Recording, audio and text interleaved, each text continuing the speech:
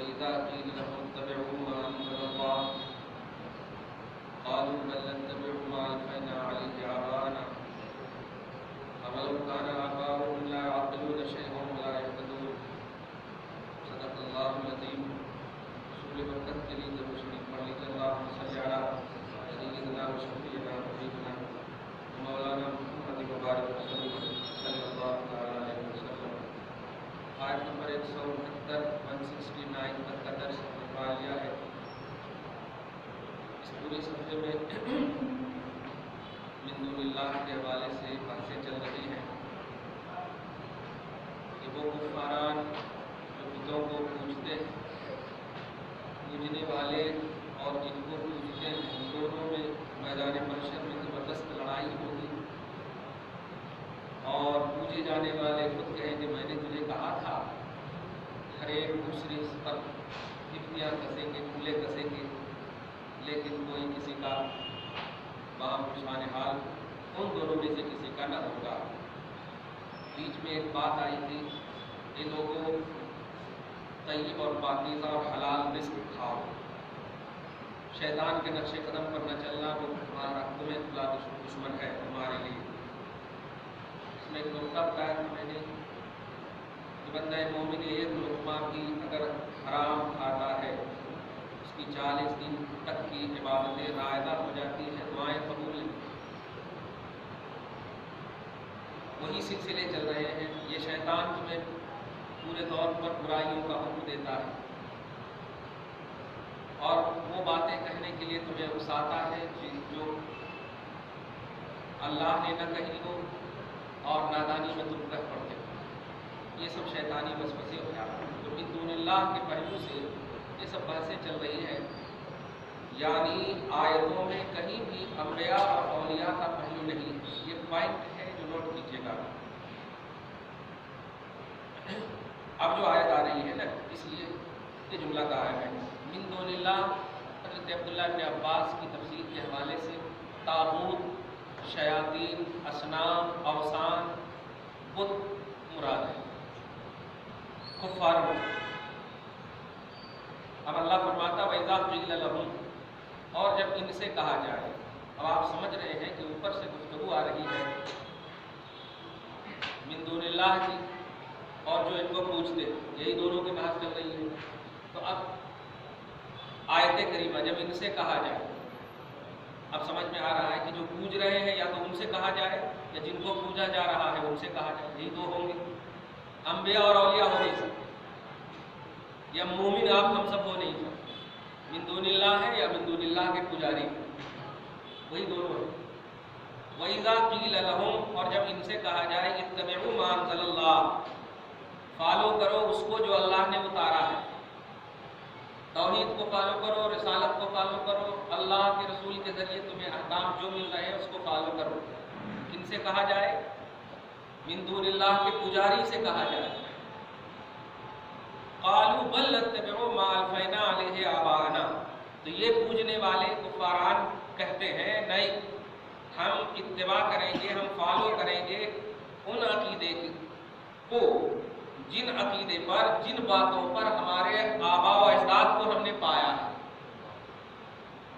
اصل میں بار بار من دون اللہ اور ان کے پجاری اس لیے بول رہا ہوں کہ کچھ لوگ ہیں جو آج ہمارے مسلمان کے طبقے میں کہلانے کے حوالے سے خصوصیت کے ساتھ اہل سنت والجماعت پر یہ بہتان ڈالتے ہیں کہ بھائی باپ دادا اگر مشرک بھی ہوئے تو ہمیں ان کی بات ماننا کیا. یہ جملے جو ہے نہیں. یاد رکھیے کافروں نے کہا تھا کہ ہم اپنے باپ داداؤں کی بات پر چلیں گے. مومن کبھی بھی یہ نہیں کہتا کہ ہم اپنے باپ داداؤں کی بات پر چلیں گے، بلکہ ہمیشہ کہتا ہم اللہ رسول کی باتوں پر چلیں، کیونکہ ان کو یقین رہتا ہے کہ وہ ہمارے باپ دادا بھی اسی پر چلے ہیں. تو باپ دادا خود یہی سکھاتے ہیں بیٹا بولنا کہ اللہ رسول کی بات مانیں گے. تو باپ داداؤں کے عقیدے پر چلنے کا عقیدہ رکھنا یہ کفاروں کا تصور ہے، خیال ہے. یہ دھیان میں رکھیے گا. تو ان لوگوں نے کہا ہم اپنے آباء و اجداد کو جن پر پائے ہیں ہم ان پر اتباع کریں گے، ان کو فالو کریں گے، ان کی بات مانیں گے. اب آگے اللہ پاک بڑے غصے میں فرما رہا ہے وَلَوْ كَانَ آبَاؤُهُمْ لَا يَعْقِلُونَ شَيْئًا، تو کیا ان کے باپ دادا اگر کچھ بھی عقل نہیں رکھیں گے تب بھی ان کی بات مان لیں گے؟ غصے میں فرما رہا اولا یہتدون، ہدایت پر بھی نہیں ہوں گے تب بھی مان لیں گے۔ مطلب یہ ہے کہ بیس تمہارا توحید و رسالت ہونا چاہیے جیسے مومن کی شان ہے، ہر حال میں یہی۔ باپ دادا خود ہم اولاد کو یہی سکھاتے ہیں، بول بیٹا اللہ لا الہ الا اللہ محمد رسول، کبھی نہیں سکھاتے ہیں کہ کلمہ میرا پڑھ۔ بابا دادا بولنا یہ الگ چیز ہے، تو نیچرلی طور پر بچے بولتے ہیں، مگر سکھانے کی جب بات آتی تو لا الہ الا اللہ محمد رسول اللہ۔ خیر، تو اللہ غصے میں فرما رہا کیا ان کے آبا و اجداد لا یعقلون شیئا، کچھ بھی عقل نہیں رکھتے، مطلب ذرا بھی عقل نہیں رکھیں گے، کچھ بھی عقل نہ ہو، صحیح سے کام نہ لے تب بھی یہ لوگ انہیں کو فالو کریں گے، مطلب نہیں کرنا ایسا۔ ولا هم يهتدون، اور یہ لوگ ہدایت پر نہیں رہیں گے تب بھی یہ لوگ ان کو فالو کریں گے، نہیں۔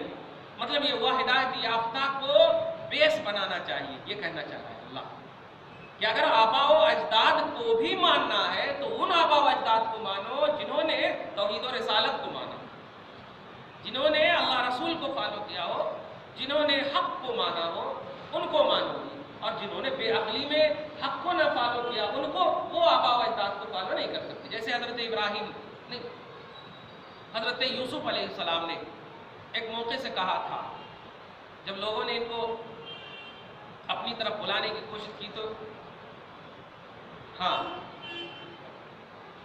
خواب کی تعبیر بتاتے وقت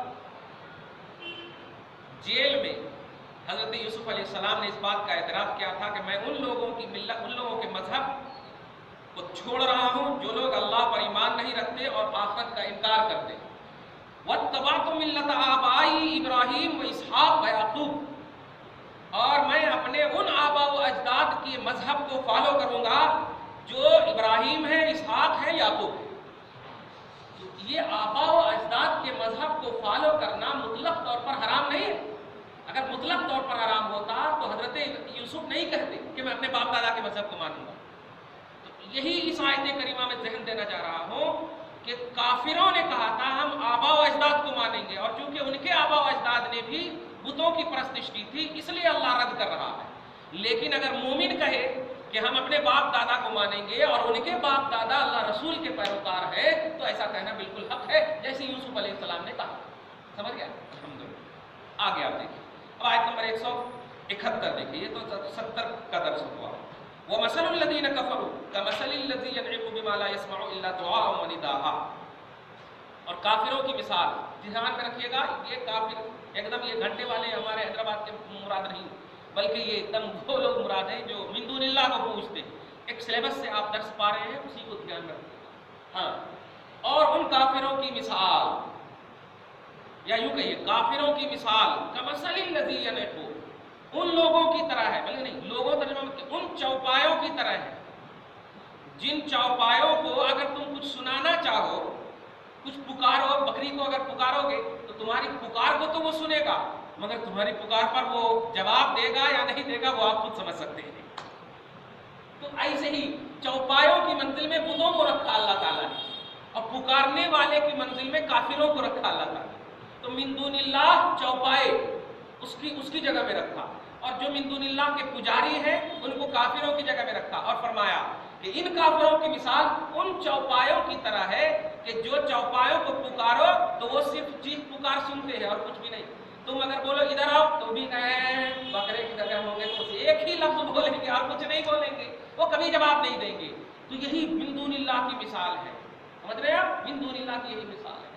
لیکن مومن، صادقین، متقین، پرہیزگار، اولیاء اللہ، انبیاء، شہداء، ان سب کو پکارے تو یہ چوپایوں کی مثال نہیں ہے، توجہ دیجیے گا، اس لیے کہ ان کو پکارنے والوں نے پکارا، جواب دیا۔ حضرت ہاجرہ جب پریشان تھی، صحیح بخاری کی حدیث پاک میں، اور اپنے بیٹے کی پانی کی تلاش میں، ایک دوسری روایت صحیح بخاری میں ہے کہ دوڑ رہی تھی تو کسی سننے والے کی آواز نے کان میں دستک دیا، تو حضرت ہاجرہ کہتی ہیں ارے کوئی ہو تو جلدی نکلو نا، ایسا جلدی نکلو نا، میں اپنے بچے کی وجہ سے پریشان ہوں، اگر تیرے اندر خیر ہے تو تم ہماری مدد کرو نا۔ وہ جبرائیل علیہ السلام، ٹھیک ہے، جبرائیل علیہ السلام، حالانکہ